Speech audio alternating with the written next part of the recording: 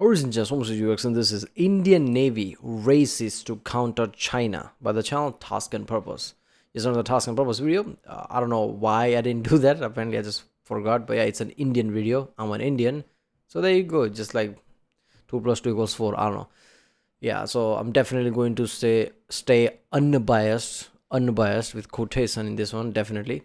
Yeah, but I mean, yeah, even I've heard about like in local news and things like that, like there are plans underway, right? Because China's aggression in Indian Ocean is like really strong, right? With Pakistan, I don't know if Pakistan port can be seen as aggression. I think it's like that's mostly for their economic thing, right? It's a port, so they can use that to access Indian Ocean. But everywhere else, like in Africa, Madagascar, even Sri Lanka. Are you kidding me? Right, Sri Lanka. It's like if India had a port in Taiwan or something. That's the equivalent of that, right? It's literally touching India. You can see Sri Lanka from India. You can just look at that's Sri Lanka. That's insane. So yeah, there's a port in Sri Lanka. I don't know. There was a recent some kind of testing happened in India, and there was a civilian Chinese ship in Sri Lankan port. Of course, why not? Basically checking, keep check and things like that. The newer map shows like certain regions they claim to be theirs, right? I'm pretty sure I did the video about that as well. Well, also from Task and Purpose, I think. Yeah, recent videos have all majority of them from Task and Purpose because this guy is just like fast. When something happens, he just like post ridiculously good videos. I don't know how he does that fast, but yeah, other people like have to wait like few months or something before some really well made videos can be up. He just like does that in a few days with script and everything, jokes and everything lined up. So yeah, it's gonna be interesting. Let's watch it. Remember, we'll flag Merrickson from subscribe so that way I know which videos to react to more. Yeah, definitely remember there is a original video page link in the description, right? So yeah, if you haven't seen Task and Purpose video, first go there and watch that before watching the reaction. Otherwise, the reaction, like, this is not one of those like try not to laugh type of reaction where you like reaction is the point type of way, right? If I react to something, you won't even understand it, so it's better to watch the original video first, I guess. And yeah, that's what this one.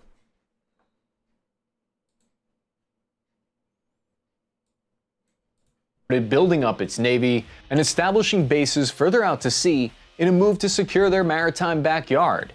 The Indian Ocean connects prime shipping routes and over 2.7 billion people. See, that's what I mean. Look at that. Just Sri Lanka just there. Live in the why does cursor disappears? Indian Ocean connects. See, it's just there. From standing here, you can just see Sri Lanka. It's just there, right? There's the whole mythology about Rama, how build stone bridge and things like that, because it's just there. You can see it. Prime shipping routes and over 2.7 billion people live in the various countries surrounding it. Yet despite the name, the Indian Ocean is one of China's main geostrategic priorities, and they appear to be making moves to box in and try to bypass India for decades as part of their maritime Silk Road strategy. China's Navy has recently made high-profile maneuvers through the Indian Ocean, with submarine visits right off their shores in Sri Lanka and then to Pakistan. The Chinese government, of course, claimed that their increased the Indian thing, like Apple slowly moving to India, and a lot of companies because of like China's activity or something trying to move to India. The graphs showing like India is gonna be another power, I don't think they show overtaking China or something, but another economical power that's going to rise to the top or something. So China doesn't like that, obviously. China's trying to like box in India and try to like limit their economical growth so they can grow more, right? Theirs have been stagnating somewhat because they've reached a height already, and now to go even more they need to do some shit, I guess. I don't know. Activity was all about trade and security, harmless, not aimed at their rivals in India. However, they did say, quote, "The Indian Ocean is not India's ocean." In response, India is aiming to change the state of play by building a true blue water navy that can stand up to. So South China Sea is not China Sea, right? I mean, nobody said it's Indian Ocean. It's an international waters. Did India take toll any ship that is on Indian Ocean? Whenever any ship pass, like, oh wait, you're at my ocean, give me more money. Is it like that? Of course, it's not India's ocean. Nobody's saying that. It's an Indian ocean because India's there, right? When you see the globe and you see the Indian Ocean, India will stick out, right? India is one of the oldest civilization nation there is. So yeah, Indian Ocean, that's it. It's just naming. any opponent and project Indian power across the Indo-Pacific region. How can India modernize their naval power? What kind of ships is India building? And what do they tell us of the country's overall strategy? This Military Appreciation Month, Navy Federal Credit Union is celebrating active duty service members, veterans, and their families. For more than 90 years, Navy Federal has made it their mission to support the military community. The military community goes above and beyond every day, and Navy Federal is committed to helping them reach their financial goals. Not only do they employ military family members and veterans, but they provide tools that can help you achieve financial success at every stage of your military status. And since they're a not-for-profit financial... How important is this? I mean, seriously, there has been countless stories like when somebody is in the army, navy, whatever, what are they going to do now? They're back in the States and now like working every day. They always get screwed. There are no function that really helps them in any way. So yeah, organism like this like, makes sense, right? Institution and member owned, they're able to offer great rates like a savings rate nearly 2 times the industry average, low fees and exclusive member discounts. Members could earn and save up to $473 per year. Navy Federal takes it the extra mile too and has stateside member reps available 24/7 online, over the phone, or even in person at a branch, so you know they'll always have your back. Visit NavyFederal.org/celebrate to see all our Military Appreciation Month offers and other Navy Federal offers. At Navy Federal, the members are the mission. Navy Federal is federally insured by NCUA. We get our earliest hints of the Indian naval strategy from this 30-page declassified document from the CIA. Their analysis states that following India's independence, they originally pursued a naval strategy. Imagine when Modi went to USA. Somebody's like, yeah, we got this information from this pages like thick thing. What your name is? Did we send you? No, it's CIA. What? Man, CIA, NSA, there's some insane agencies, man. Oh, they were like, we have like whole binder for that. There you go. It was mainly just diplomatic measures because they had yet to build up a large force. Here's how an Indian expert from the Brookings Institute named Dhruva J. Shankar explains it. India is geographically located at the ocean's center. How is this pronunciation good, man? Like, that is a good pronunciation. I mean, if you to say that in India, like, you would feel slightly odd, but it's a well-said name. Like, that's surprising. Usually people always mangles Indian name.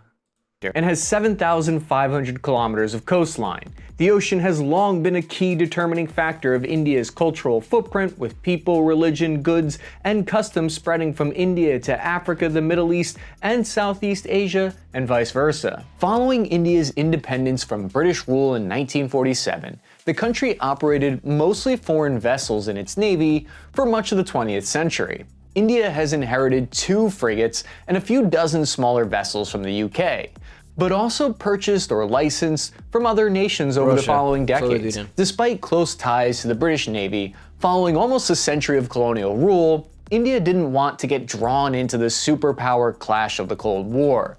This is because India believes in a policy known as strategic autonomy. You know how there are some people who are all about brand loyalty and only buy Apple products and nothing else?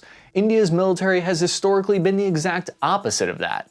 What that means is they want to reserve the right to make their own decisions independent of external pressure. So they make sure to... Keeping away from the groups, right? And India's pacifistic approach to that, like India is never the first to strike anything, even if they feel like, okay, even for our, defensive reason, we need to strike first, they're still not gonna, right?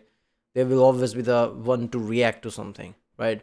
So based on that, not joining any group type of thing is like important, and like that was shown in the recent conflict thing with Russia and Ukraine, right?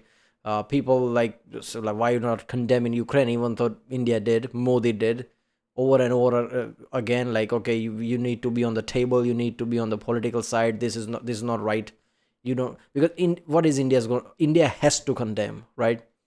Because India cannot say like any military action is good because there's China there, Pakistan there. People need to understand how politics works, man. India is not like other Western countries just like point blank condemn Russia because they can't. India needs Russia. Whatever people might say, right? India needs Russia, right? India cannot depend on any other nation that largely. Even though India is slowly like turning to other nations because of autonomy, right? I'm not just going to buy from Russia, I'm going to buy for US and every other places. They are doing that. India is doing that. And US realized that, right? When India did whatever diplomacy they did, US also acknowledged that, like, yeah, we understand and we respect that. There wasn't that much of a pressure, like, why are you not condemning type of way. They understood the position we are in. So that was best shown in this current conflict. Like, we are big enough and strong enough to not choose side. Like, both can just like relax type of way, because Russia needs money. Russia has to sell, like, fuel to India. Russia needs India, right? Indian economy is growing, so other countries need India as well. So, like, it's a good place to say autonomy, basically. Like, we are not gonna choose any side. We're gonna condemn, but we're not gonna choose any side.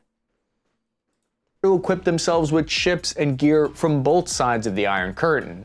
By 1990, 70% of their vessels and equipment were from the Soviet Union, with the other 30% a mix of other nations. But this is when India started to cook up their long-term game plan. The story of how India went from a buyer to a builder was not a simple A to B process. They started developing their own indigenous shipbuilding industry as early as the 1960s. The government of India nationalized several large shipyards during this decade, including the now famous Mazagon Dock Shipbuilders Limited, turning them over to a naval repair and refit yard. Indian shipyards worked with more Wait a minute, is that Indian name Mazagon? I don't know.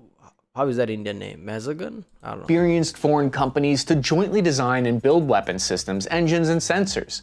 This allowed them to gain valuable know-how and industrial capacity along the way. Here's a quote from the declassified CIA document on India's naval strategy. India's strategy is centered on maritime defense and the assertion of its leadership over other regional states. It also includes supporting the internal stability of these states, protecting the interests of local Indian ethnic groups, and limiting, if not supplanting, foreign presence. I wouldn't blame you for being skeptical of anything the CIA said, but normally they're Yeah, based on that, the Maldives thing, right? Maldives is literally touching India again. Another one of the island who new president came to power, who's like pro-China, right? Obviously, Indian troops were there because it's like close to India is a major power in the region, so the troops were there. Maldives' whole economy was like based on India, like tourism, Indian tourism. Somehow he took like a pro-China approach. I don't know, to get that trap and like collapse his economy or some shit. So obviously Indian, their economy start to collapse a lot because Indians stopped going there because of this thing, right? Asked Indian troops to like leave. I mean, look, I don't have any problem with your own sovereign country saying like, we don't need your troops, but based on geopolitics, based on how close to India that is, it was understandable situation, right? This is all for like defense against China and things like that. But they took the pro-China approach. So I don't know what happened after that. They're still like, I don't know, there, but yeah.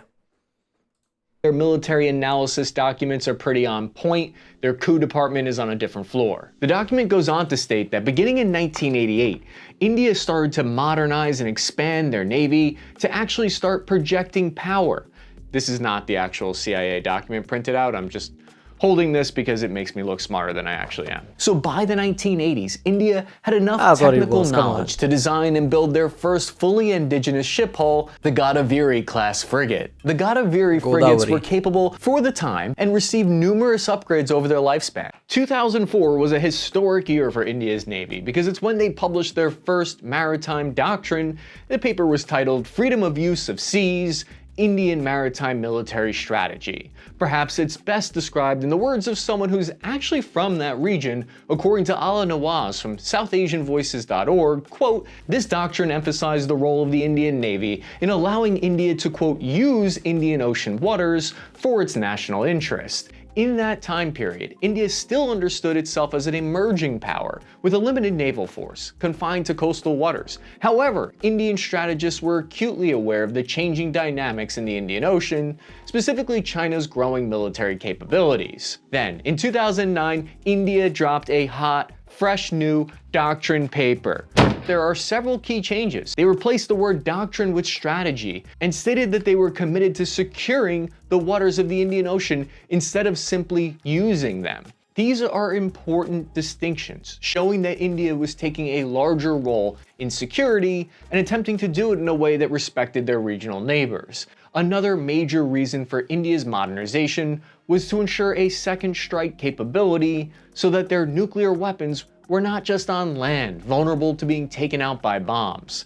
They didn't yet have a ballistic missile submarine capable of launching a second strike nuclear weapon at the time, but it was on the top of their priorities for their shifting strategy and doctrine. An interesting thing to keep in mind is that the Indian Ocean became more valuable recently in history. Between 1950 and 2010, fishing increased 13-fold to now account for 15% of the world's fishing. Since 1970, there's been 4 times the amount of commercial shipping volume to now 90,000 vessels. It's not one of the important, it's like the most important, obviously because of India and China, because that's where the most of economic thing of the world comes from, and it passes through, obviously, the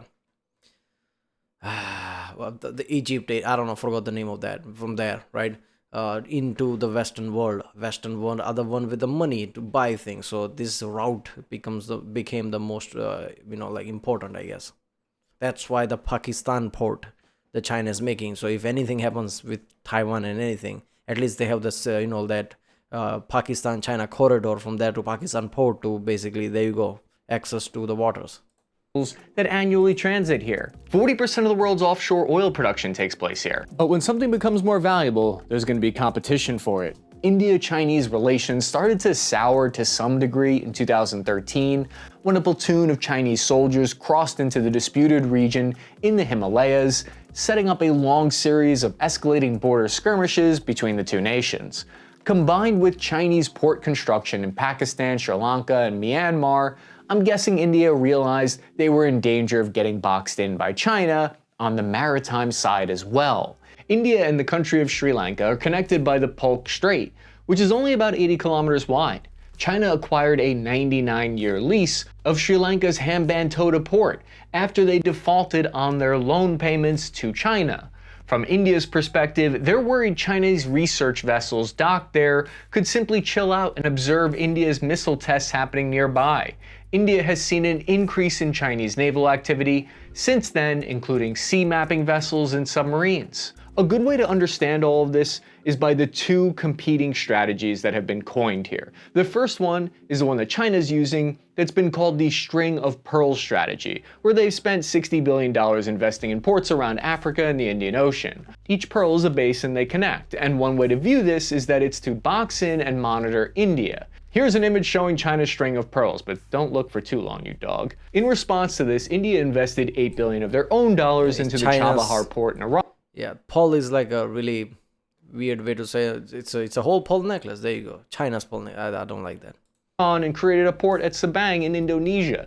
This is directly on the Malacca Strait, which is a key choke point for China's oil imports. This is called India's necklace of diamonds strategy. India started to seriously beef up its navy in order to stay relevant in the face of such a rival.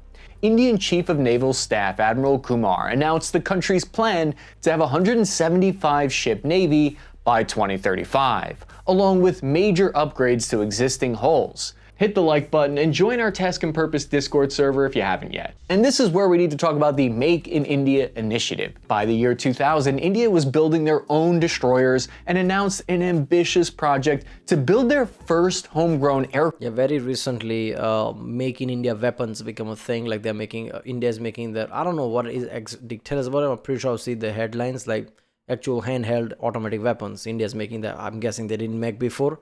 Now they're making it, I guess.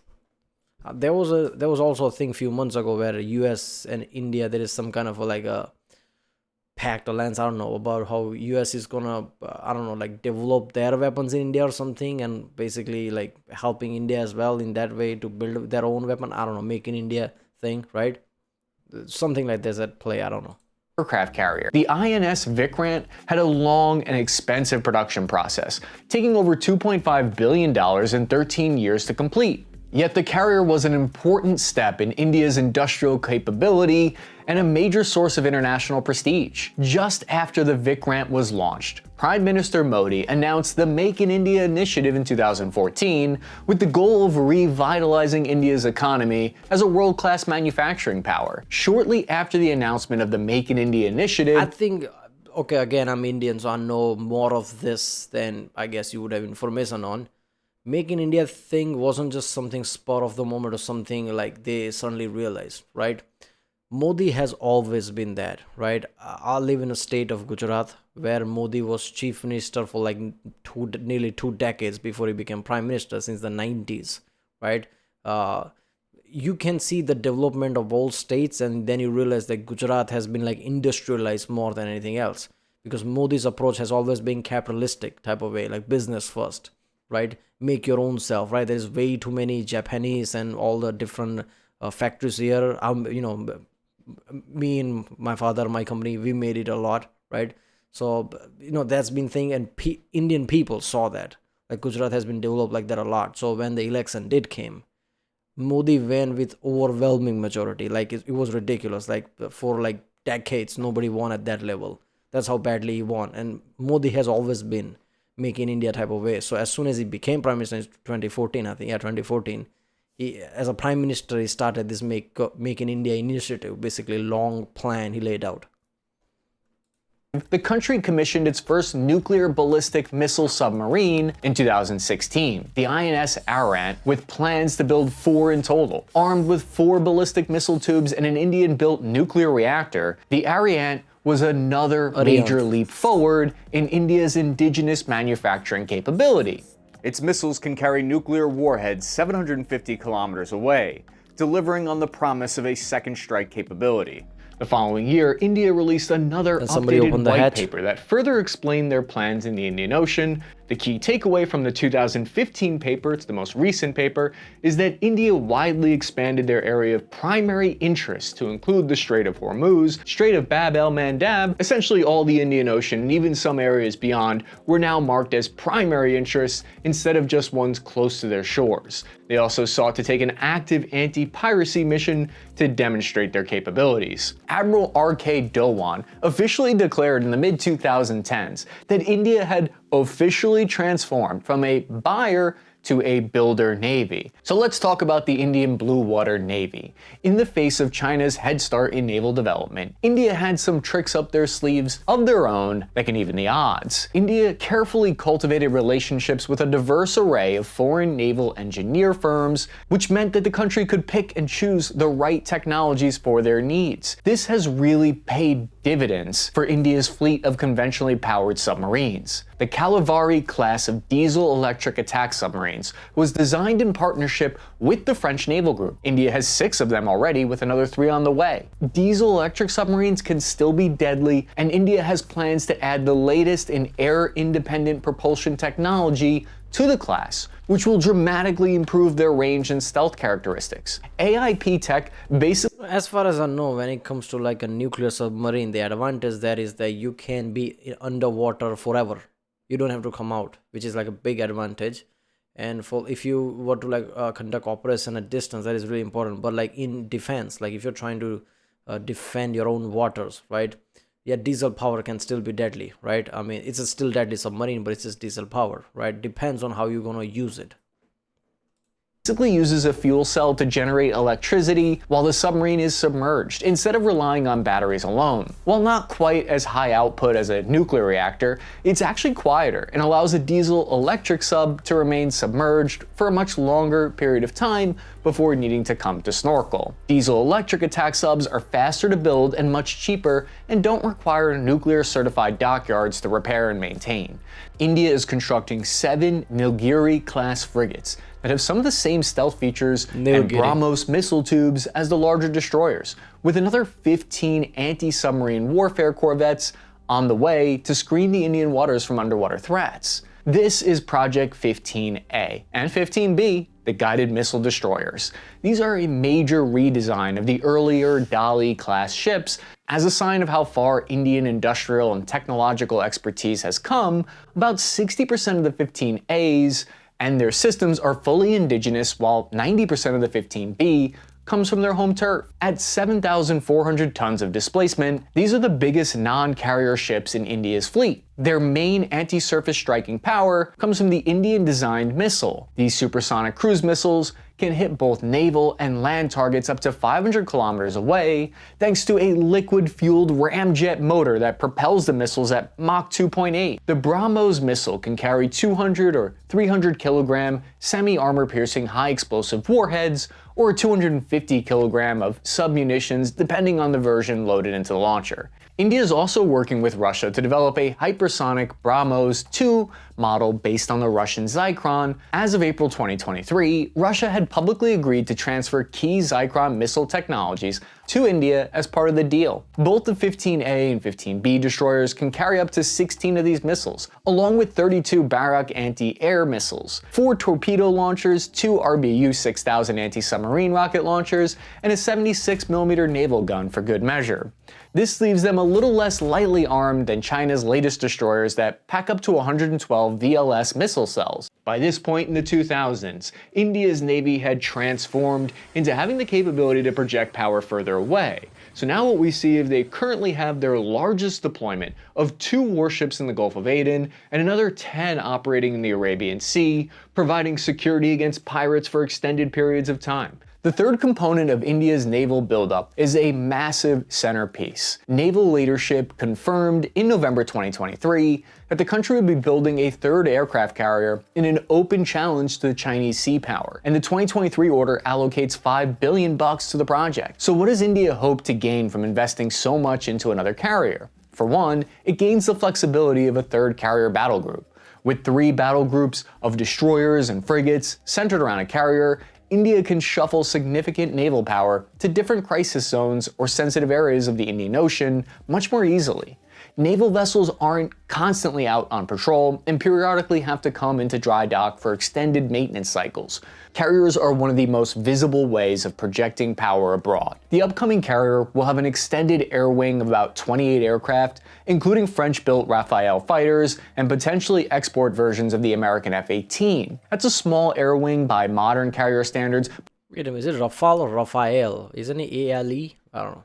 But India believes it will give them the support, surveillance, and striking power that they need in more remote regions of the Indian Ocean. So let's talk about the broader strategy and geopolitics of India's Navy. Given their long land borders with Pakistan and China, most of India's defense spending has traditionally gone to the army. But in 2022, the proportion of funds going towards India's Navy rose from 12% to 18%. Naval commentators are urging that India should really be aiming for a naval budget of 20% to really ensure that they stay competitive on the high seas. The 2 key words in India's naval strategy are choke points and deterrence. You see, the Indian Ocean has a unique geography among the world's oceans. Hemmed in on 3 sides by Africa, Asia, and Australia, that means unless you want to take the long way down near Antarctica, access to the Indian Ocean and its prime shipping lanes are restricted to 4 main choke points. You got the Strait of Hormuz, the Bab el-Mandab Strait, the Mozambique Channel, and the Malacca Strait. Over a third of total maritime trade and 80% of oil and gas shipments transit through these choke points each year. The idea behind India's naval buildup isn't really to go toe-to-toe with China's navy on the open ocean. It's to deter China from wanting to start a fight in the first place. Even if India's navy is smaller than China, presenting a credible threat to these choke points makes it too expensive for China to try and bully India into submission. China can't risk the economic damage a blockade in the Indian Ocean would cause. India is one of the 4 main members of the Quadrilateral Security Dialogue, or Quad, along with the US, Japan, and Australia. While not exactly a NATO of the Indo-Pacific, the Quad provides the framework for a coordinated resistance to China's power plays in the region through military exercises, diplomatic channels, and economic cooperation. There isn't an outright guarantee that the members of the Quad will come to each other's defense in the case of a maritime skirmish, but Yeah, it's not a defense pact, but it is like everything else, right? Maybe, if essential like technology, whatever, like deals, things like that, economical deals, things like that, like basically necessities, right? It's not a defense pact like NATO or something. Right, they can't be a defense pact, otherwise China would get pissed off instantly. But yeah, I think when it comes to India and China, the majority of thing we need to understand is like both are big power. China is much bigger, but India is not that far behind. So any conflict between India and China could spiral out of control. So deterrent are the only way, and like deterrent are already there, right? Like even if a Chinese Navy attack India like that and like overpower in ocean, India could create another conflicts, basically army conflicts, right? Attacking China directly or something like that. There's like way too many players there, right? So outright conflict is like probably not gonna happen. Some small skirmishes in here and there, right? Because India and China obviously has crossed, but India also has crossed that threshold to be big enough. So you don't want to pick fight directly like that. But rapid and coordinated sanctions against China by major trade partners could really make the consequences of any aggression sting. India has been cultivating a closer relationship with the United States and the West in recent years, preserving their strategic autonomy by recognizing that many of their geostrategic interests are better served by more reliable partners. But it's important to remember that neither India nor China want war with each other. China was India's largest trading partner from 2008 to 2021. And despite cooling relations, bilateral trade remains high between the two countries. India's naval buildup is a response to what they see as Chinese preparations to sideline India. Yeah. Look, with the trade partner thing, a lot of Chinese things India were buying, which they stopped in 2-3 years ago. Not stopped, but like halted a lot, right? Banning of apps, this and that, a lot of products and things like that. You still can buy Chinese things. India is a democracy, capitalistic at that, so free market's gonna be there. But yeah, there is elements of that, and yeah, India and China doesn't want to fight. No, I would hope that nobody wants to fight anyone. But yeah, India and China, doesn't want to fight it. But obviously, China is still aggressive in the north skirmishes, right? Attacking by borders constantly. Every few months you hear about it, which is like insane. Like, calm down a bit. Come on, what is the achievement here, right? I don't know. Through building dual-use deep-water ports at key locations throughout the Indo-Pacific and using their economic influence to sway countries into China's sphere of influence. To power all this shipbuilding activity, India increased its defense funding 14%. That translates to around $72.6 billion. Because of India's partnerships with other nations, the country is in the top arms importers in the world, accounting for 9.8% of global arms sales. That's both a blessing and a curse, since it allows the country to choose from a wide range of equipment, but also represents money going out of the country that could be spent on more long-term military projects inside the country. But with India's that money going out of the country is not really a problem because there are other economic incentives there. The problem becomes like dependency, right? Something war, something other countries decided to not be in favor of India but be in favor of China, blocking the shipment. Now like you don't have your equipment, what you gonna fight with? So independence like that is really important if war does break out. Like you need your stuff. If you rely on other countries, those other countries could stop giving to you basically for any political reason. Renewed focus on self-reliance and the Make in India initiative, India is already starting to become an arms exporter. In January 2024, the Philippines announced that they'd buy the BrahMos supersonic cruise missile in a contract worth $375 million. As India's defense industry grows, more orders could come in and reverse the import-export trend, fueling further increases in both defense spending. When it comes to space, ISRO was already like pioneer in its own way, cheap satellites, right? ISRO's price is insanely low compared to any other competitor, and they have been sending satellites from other countries.